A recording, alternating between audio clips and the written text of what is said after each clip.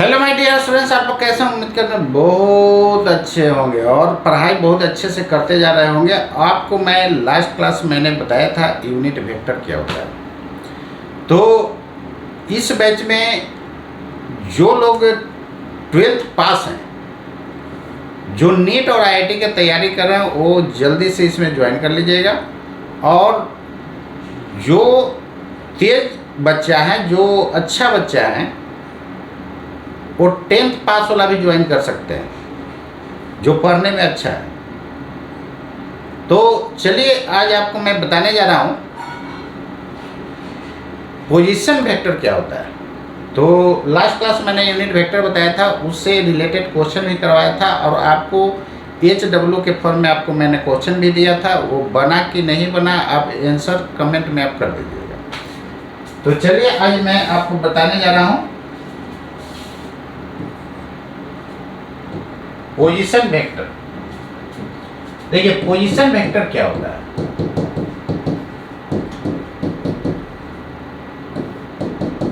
Position vector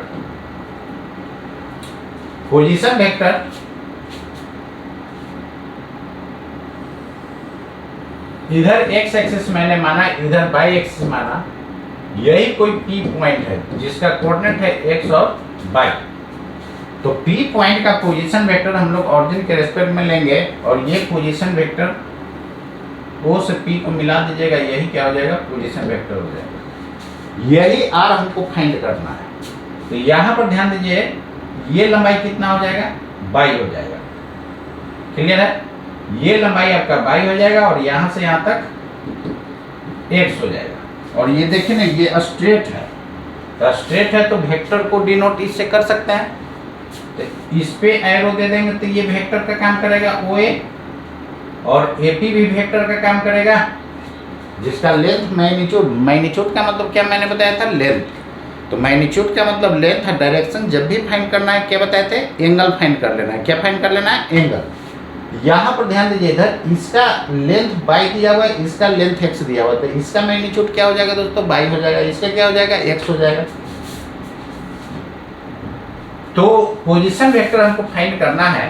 तो यहां से देखिए ना, OA का लेंथ कितना है, x। OA का लेंथ है x, एरो दे दिए, इधर डायरेक्शन तो इधर भी डायरेक्शन लेना होगा। यूनिट वेक्टर x एक्सिस के तरफ क्या लिया जाता है, आई कैप, बताए थे। यानी x एक्सिस के तरफ डायरेक्शन लेना हो तो सीधे आई कैप लगा देंगे, y के तरफ डायरेक्शन लेना हो तो जे कैप, और निगेटिव x के तरफ रहेगा तो माइनस आई कैप, निगेटिव y के तरफ रहेगा तो माइनस जे कैप। AP का लंबाई कितना है, y। अब ये देखिए y के तरफ क्या हो गया, जे कैप। अब यहां से देखिए ना, OP रिजल्टेंट का काम कर रहा है। एक वेक्टर ये इसके हेड पर, दूसरा रिजल्टेंट कहां से लेते हैं, फर्स्ट के टेल से लास्ट के हेड तक। आपको मैंने बताया था लॉ ऑफ वेक्टर एडिशन, उसमें बोले थे कि वेक्टर को जोड़ा कैसे जाता है। तो वेक्टर को जोड़ने के लिए एक का हेड पर दूसरा का टेल, दूसरे के हेड पर तीसरा का tail, and so on. Resultant कहां से लेते हैं, फर्स्ट के टेल से लास्ट के हेड तक। क्लियर है ना? आप सिंपल समझिए, दो आदमी का लंबाई जोड़ना है तो हमारे हेड पर किसी को दूसरे को खड़ा कीजिएगा तब ना जुटेगा। और लेना होगा कहाँ से, मेरा टेल से लेकर के उसके हेड तक। तो यहां से OP कितना हो जाएगा, OP should be equal to OA plus AP।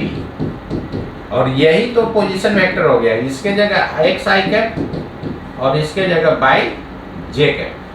ये रहा आपका दोस्तों पोजीशन वेक्टर। क्लियर है ना? R is the position vector. अब यहाँ पर ध्यान दीजिए, इधर ये वेक्टर है तो इसका मैग्नीट्यूड भी होगा और क्या होगा, डायरेक्शन भी होगा। तो डायरेक्शन जब भी फाइंड करना होता है तो क्या बताते हैं, जब भी बीच में लाई कर रहा है तो क्या फाइंड कीजिएगा, एंगल फाइंड कीजिएगा। तो ये एंगल यदि हम थीटा मानते हैं तो थीटा क्या हो जाएगा, डायरेक्शन। मैग्नीट्यूड कितना होगा, मैग्नीट्यूड का मतलब ज्योमेट्रिकल लेंथ लेना है। मैग्नीट्यूड का मतलब क्या होता है, ज्योमेट्रिकल लेंथ। इसका लंबाई क्या हो जाएगा, राइट एंगल ट्रायंगल है तो हाइपोटेनस निकालिएगा तो क्या हो जाएगा, OP का square is equal to OA का स्क्वायर प्लस AP का स्क्वायर। यही होगा ना? इसके जगह आप इधर रूट हो जाएगा, OA का लंबाई है x और ये y। क्लियर? तो यहां से ध्यान दीजिएगा, ये रहा आपका मैग्नीट्यूड। क्लियर है ना? यहां पर मैग्नीट्यूड देखिए क्या है, आई के कोफिशिएंट का स्क्वायर प्लस जे के कोफिशिएंट का स्क्वायर। यदि के वाला होता तो के कोफिशिएंट का स्क्वायर। मैग्नीट्यूड बताए थे कि नहीं? क्लियर है? तो अब आपको क्लियर हो गया कि मैग्नीट्यूड जब भी फाइंड करना हो तो आई वाला के कोफिशिएंट का स्क्वायर कर देना है, जे वाला के कोफिशिएंट का स्क्वायर कर देना है। यदि के है तो के वाला का भी कोफिशिएंट का क्या कर देना है, स्क्वायर कर देना है। मैग्नीट्यूड निकालने के लिए आपको ये बात क्लियर हो गया होगा। अब डायरेक्शन फाइंड करना है, तो डायरेक्शन ऑफ आर तो क्या बताए थे, थीटा फाइंड कर लीजिएगा। तो tan theta should be equal to Y upon X. तो theta is equal to tan inverse Y X. देखिए जिससे भाग दीजिएगा ना उसी के साथ एंगल बनेगा। उसी के साथ क्या बनता है, एंगल बनता है। तो यहाँ से किसके साथ एंगल बनेगा, विथ एक्स वाला से भाग दिए तो विथ एक्स एक्सिस। यदि बाई वाला से भाग देते तो क्या होता है, विथ बाई एक्सिस। डायरेक्शन आपको मैंने बताया था कि किसी भी रेफरेंस लाइन से दे सकते हैं। तो यदि आप इधर से एंगल मेजर किए तो ये रेफरेंस लाइन हो गया होगा। रेफरेंस लाइन किसको कहते हैं, जहां से हम लोग मेजर करते हैं। ये आपको ऑलरेडी मैं बता चुका हूं। इधर से यदि आप एंगल लेते हैं तो ये रेफरेंस लाइन हो जाएगा। तो tan अल्फा लीजिएगा तो एंगल के सामने वाला परपेंडिकुलर होगा, यानी x हो जाएगा और बेस हो जाएगा y। तो आप इसको डायरेक्शन उस रेफरेंस लाइन से भी दे सकते हैं। और मैं क्या लिख सकते हैं, tan alpha should be equal to x by y। This implies that alpha is equal to tan inverse x by y। इसके साथ विथ y एक्सिस। ये रहा आपका डायरेक्शन। क्लियर है ना? तो अब पोजीशन वेक्टर निकालने के पीछे मकसद यही था कि आप मैग्नीट्यूड को कैसे लिखेंगे। तो x के कोफिशिएंट का स्क्वायर प्लस y के कोफिशिएंट i के कोफिशिएंट का स्क्वायर प्लस j के कोफिशिएंट का स्क्वायर। यदि k वाला है तो k का भी कोफिशिएंट का हम लोग क्या कर देंगे, स्क्वायर कर देंगे। क्लियर है ना?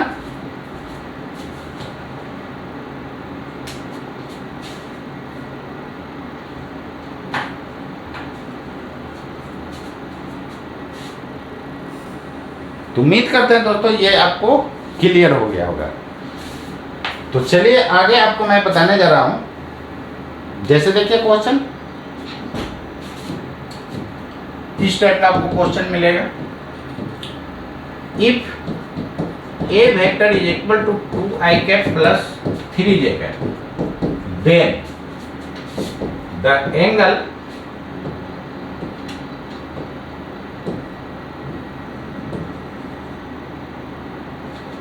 made by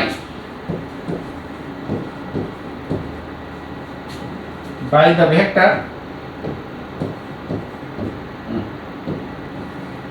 vector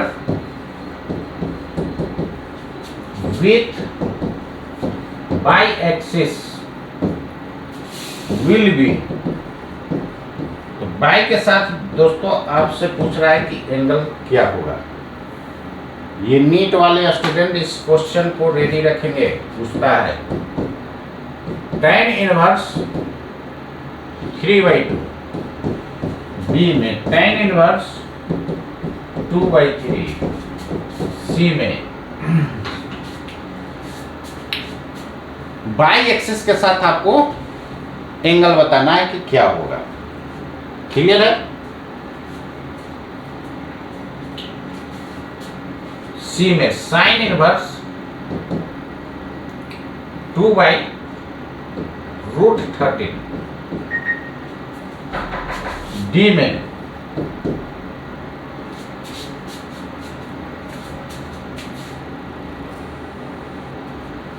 डी में है आपका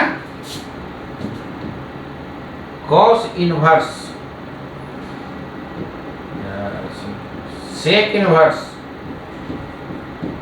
सेक इनवर्स लिखिए, सेक इनवर्स √13/3। कौन कौन सा आपका ऑप्शन सही होगा बताइए। नीट में तो एक ही ऑप्शन करेक्ट रहेगा, लेकिन मैं यहाँ more than one correct they दिया हूँ। इसमें आप सेलेक्ट कीजिए कौन सा होगा। कोई ऑप्शन उठा करके डाल देगा। चलिए देखिएगा।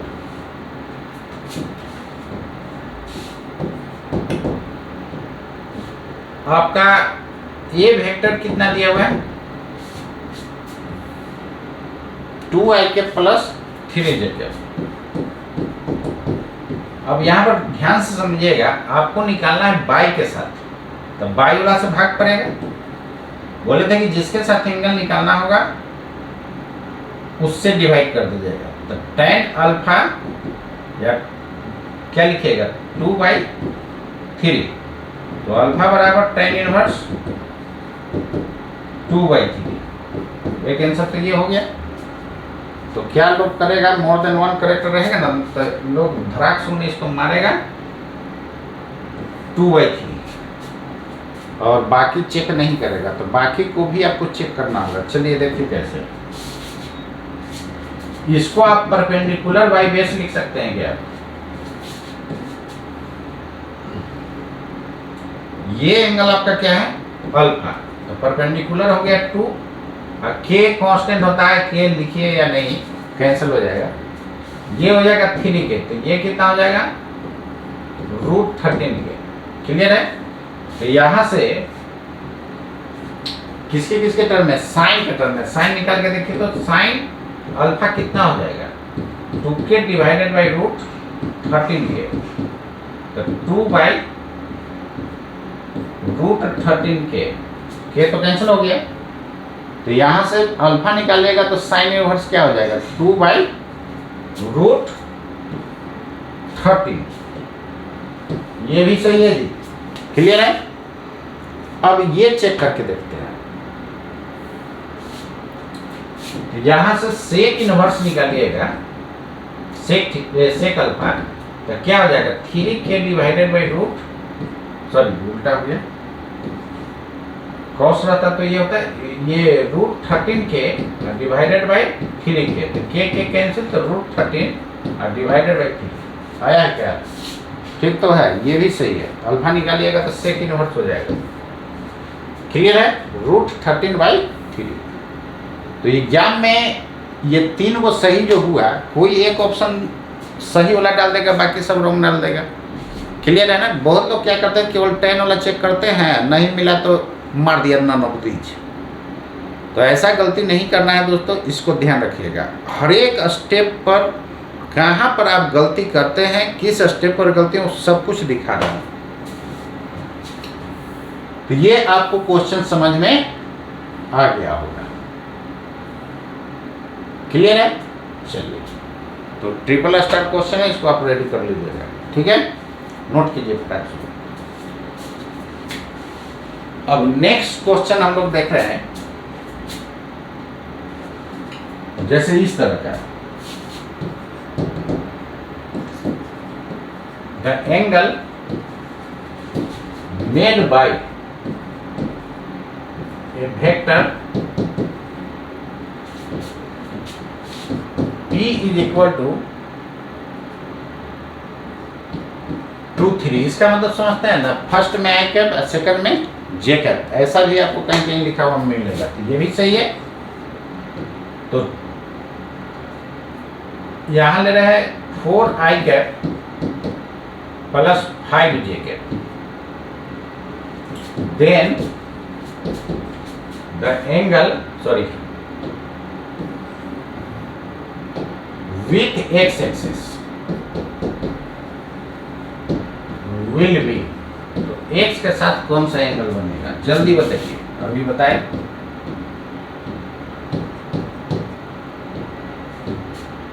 tan इनवर्स 5/4, B में tan इनवर्स 4/5, C में tan इनवर्स sin इनवर्स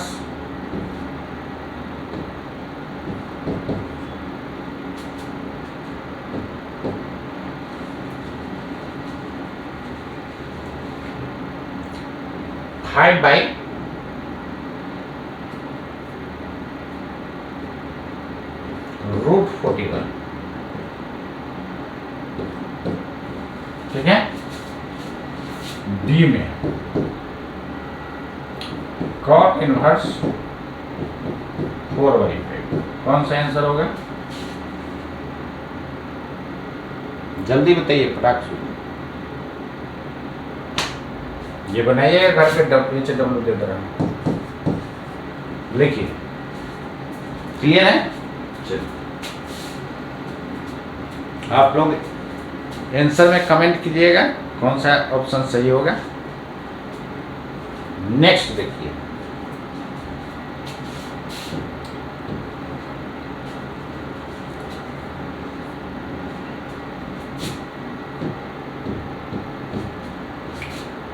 अगला question. If p -3 2 and q 2 or 5 be any 2 points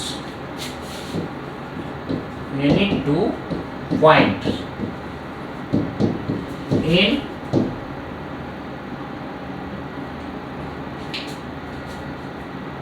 biject plane,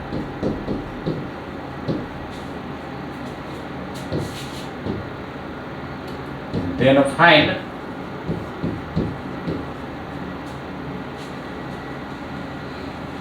एक सेकंड हो गया ये,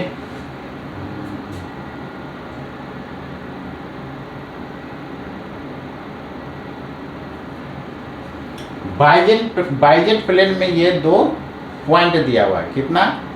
-3 और 2 है।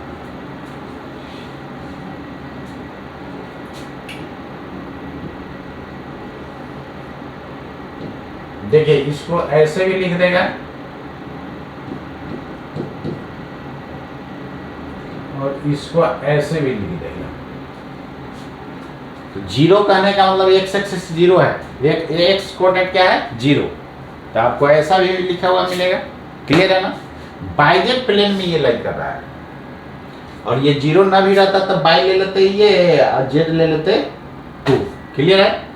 फाइंड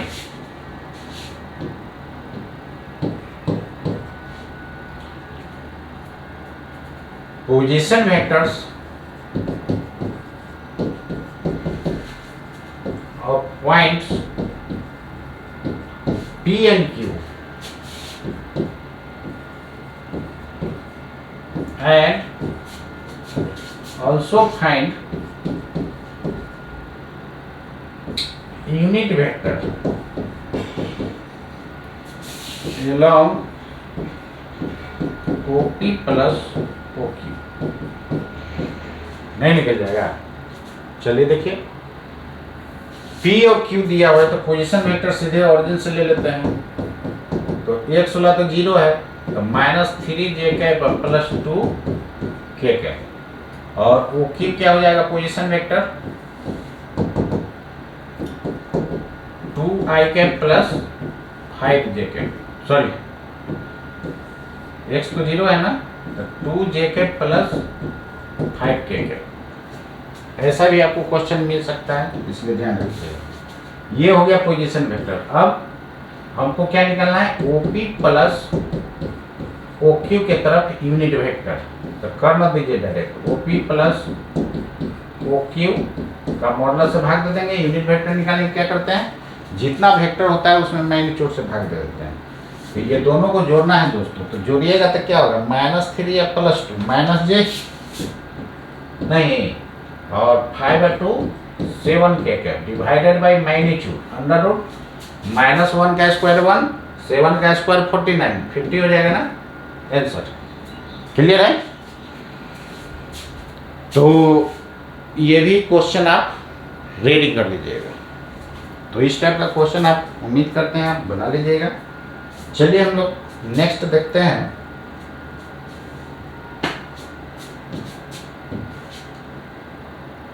कंपोनेंट क्या होता है? Component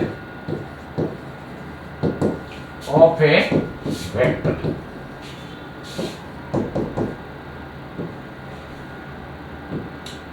component of A vector. देखिए, वेक्टर का कंपोनेंट कैसे हम लोग निकालेंगे? कंपोनेंट का मतलब टुकड़ा याद रखिए सीधे। कलम का कम से कम कितना टुकड़ा होगा? 2 नहीं, कम से कम 2, अधिक से अधिक इनफिनाइट। तो कहीं से कट करेंगे तो 2 को मिलेगा।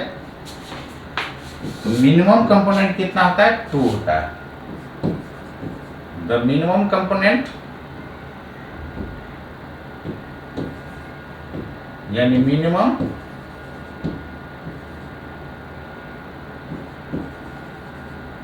कंपोनेंट 2, मैक्सिमम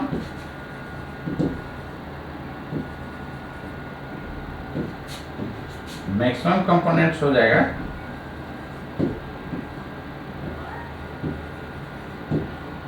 कितना? इनफिनाइट। क्लियर है? मैक्सिमम इनफिनाइट कम से कम 2। तो ऐसा पूछता है कि मैक्सिमम कितना कंपोनेंट हो सकता है, तो इनफिनाइट हो सकता है। क्लियर है?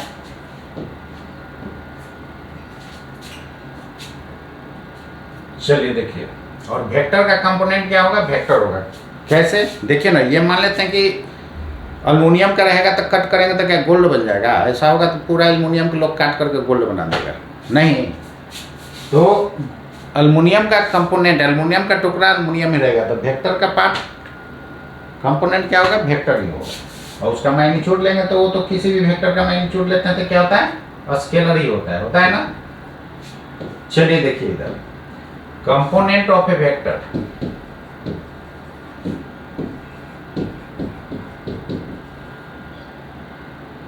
क्या होगा? Vector quantity.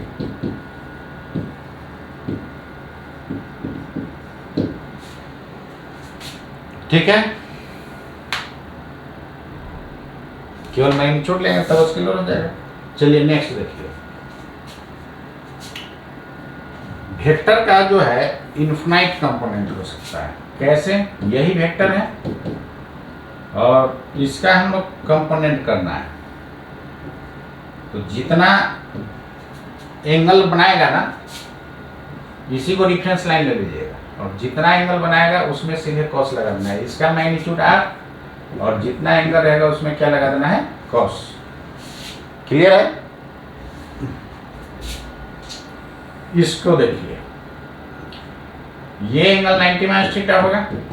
नहीं, तो इधर component r cos 90 minus theta. cos 90 minus theta क्या होता है? sin थीटा, इसलिए इधर sin लगाते हैं। क्लियर है? लोग रट जाता है, इधर cos लगाना इधर sin लगाना। क्यों sin आया ये क्लियर हो गया। तो यहां पर ध्यान दीजिए, इधर cosec क्यों लेते हैं कंपोनेंट में? ऐसे एंगल मेजर किए ना, ये रेफरेंस लाइन है तो ऐसे क्लॉकवाइज, इधर एंटी क्लॉकवाइज मेजर किए हैं, ऐसा। क्लियर है? तो cos minus theta cosec theta होता है। नहीं, तो चाहे क्लॉकवाइज एंगल लीजिए चाहे एंटी क्लॉक। क्लॉक वाला हम लोग नेगेटिव ले लेते हैं, एंटी क्लॉक पॉजिटिव। तो चाहे क्लॉक लीजिए चाहे एंटी क्लॉक, रिजल्ट पर कोई फर्क नहीं पड़ेगा, क्योंकि cos माइनस थीटा दोस्तों क्या होता है? cosec थीटा होता है, इसलिए cos के फॉर्म में डिफाइन होता है। बोलिए तो sec के फॉर्म में भी होगा, तो sec थीटा cos का उल्टा ना है।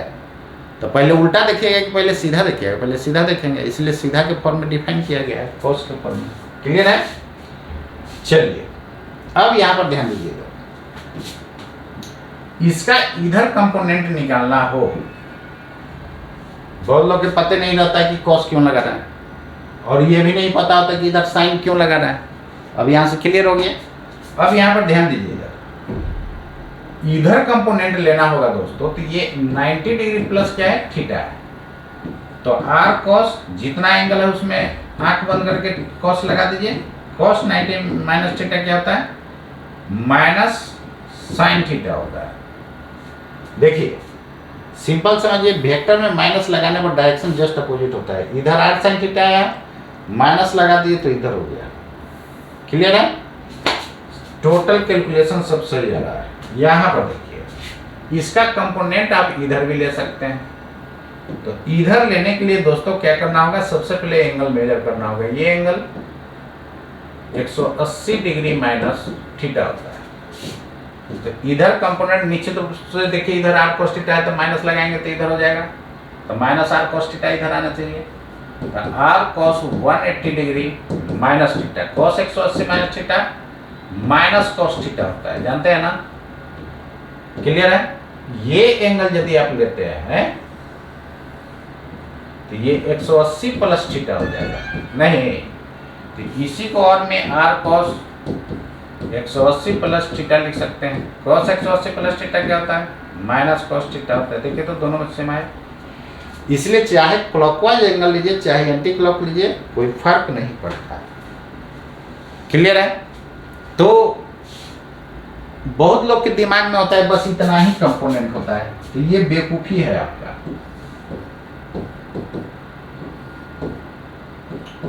ये एंगल r cos थीटा हो जाएगा, इधर हो जाएगा r sin थीटा। अब आंख बंद करके इधर क्या लगा देंगे? साइन। क्यों साइन आया है ये आपको यहां बता चुके हैं, क्योंकि ये cos 90 minus theta, cos 90 minus theta क्या होता है? sin थीटा होता है। क्लियर है?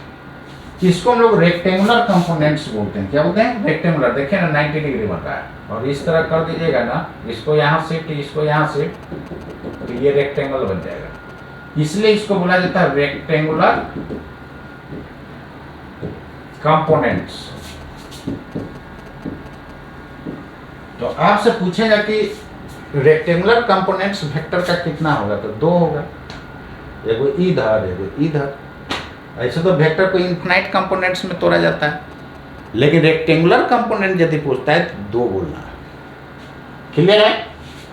तो ये हो गया आपका दोस्तों रेक्टेंगुलर कंपोनेंट। क्लियर है? यदि ऐसा है, एकदम बारी बारी वीडियो को देख करके एकदम इसको रेडी कर जाइएगा, होगा कैसे नहीं। ये एंगल यदि अल्फा मानते हैं और ये है फोर्स F बराबर 10 न्यूटन, तो मैग्नीट्यूड, इसका मैग्नीट्यूड लेते हैं तो मैग्नीट्यूड F हो जाएगा, A बराबर 10 न्यूटन, तो 10 cos अल्फा। मैग्नीट्यूड लेते हैं यहाँ 10 sin अल्फा। अब इसको कंपोनेंट में तोड़ दिए, तब इसके बारे में नहीं सोचना है ये और ये, क्योंकि कंपोनेंट का मतलब वही मैंने बताया कि टुकड़ा काट दिए तो इसका 2 को टुकड़ा रहेगा, पेन कहाँ रहेगा। क्लियर है? अब फिर दोनों टुकड़ा को जोड़ेंगे तो पेन बनना चाहिए। चलिए देखते हैं बनता है कि नहीं। यही आपका वेक्टर है और ये एंगल थीटा है, तो इधर r cos थीटा लिखिएगा, इधर हम दोस्तों x एक्सिस मान लीजिए, इधर y एक्सिस, इधर क्या हो जाएगा? r sin थीटा हो जाएगा।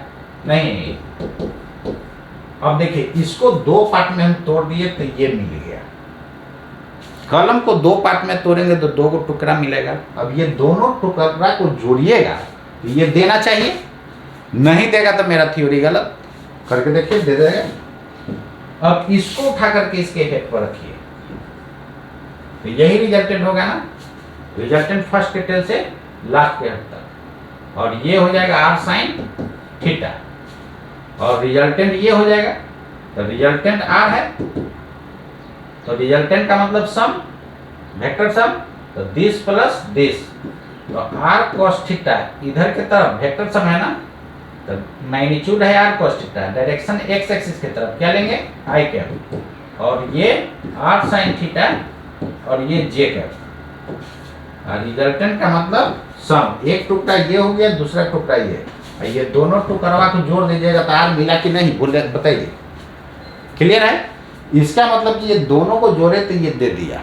अब क्लियर हो गया ना कि कंपोनेंट का मतलब रियल में टुकड़ा होता है। देख लीजिए, आपको दिखा दिए सामने क्लियर। तो जितना मैं पढ़ा रहा हूं उससे एक लाइन आगे कहीं नहीं पढ़ना है। इतना डिटेल से कहीं मिलेगा? कहीं नहीं मिलेगा। मिलेगा तो एक बार बोलिएगा जरूर। तो जितना मैं पढ़ाता हूं दोस्तों उसको आप एकदम ऑनेस्टली एकदम करिए, उसके बाद देखिए नेट और IIT को एकदम चुटकी में उखाड़ करके फेंक दीजिए। बहुत मजा आएगा कि नहीं? बहुत मजा आएगा। इसलिए टोटल कंसेप्ट मैं बता देता हूँ, इसलिए पूरा फिजिक्स एक बार मुझसे यदि पढ़ लेते हैं आप ना, तो फिजिक्स का हीरो बन जाइएगा, डॉन। तो आप इसको जल्दी से आप नोट कीजिए।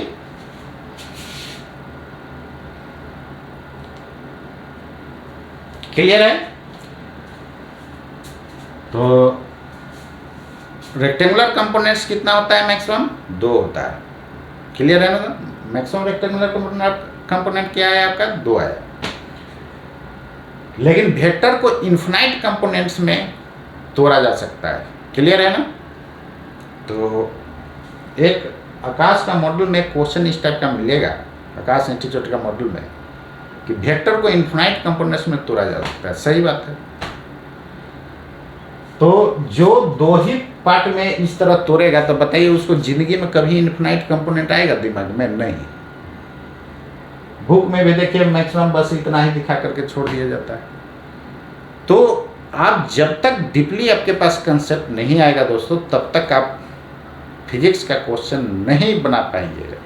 तो फिजिक्स का क्वेश्चन बनाने के लिए हाँ, रट करके दो लोग बना ही लेता है, तो उसमें माइंड पर ज़्यादा प्रेशर पड़ेगा, प्लस रैंक भी पीछे जाएगा। हम बहुत अच्छे से इसको कर लें तो रैंक अच्छा हो जाएगा, माइंड पर उतना प्रेशर भी नहीं पड़ेगा। तो फिजिक्स को बहुत अच्छे से यदि आप ढंग से समझना चाहते हैं तो इसका डीपली थ्योरी जानना जरूरी है। आपके पास औजार रहेगा तभी ना किसी का ऑपरेशन कीजिएगा, आपके पास औजार नहीं चल दीजिएगा ऑपरेशन करना है।